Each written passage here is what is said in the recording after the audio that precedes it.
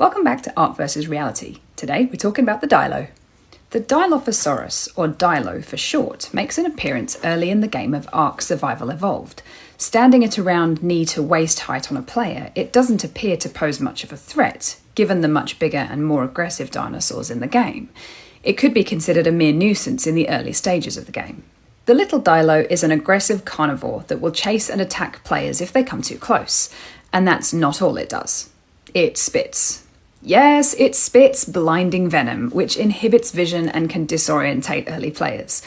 What other famous dinosaur spits venom? It is, of course, the famous Dilophosaurus that attacks and eats the character Dennis Nedry in the 1993 film Jurassic Park. Sorry, that's a spoiler if you haven't seen it, but if you haven't seen it, I suggest you stop scrolling and watch it immediately.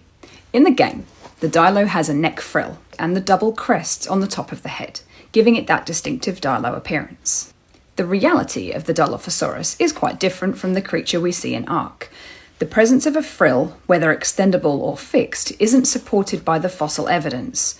But, as you can see here, the incomplete skull fossils have been found show the paired crests clearly.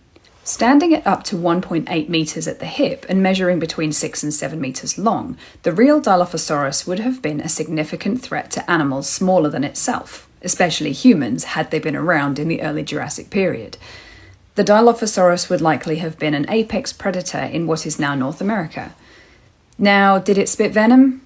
Probably not. There is no evidence that the Dilophosaurus had spit glands or venom, and there's no anatomical evidence that supports a venom delivery. This was created for the movie, and the idea became synonymous with the famous Dilophosaurus. Though I have no complaints about that, it makes for an awesome scene.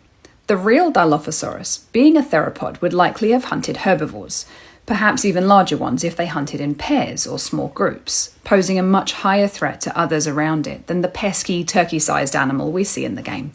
I think ARK did the Dilo a bit of an injustice with its size, but adding that spitting ability certainly adds a threat element to the game that didn't likely exist in reality.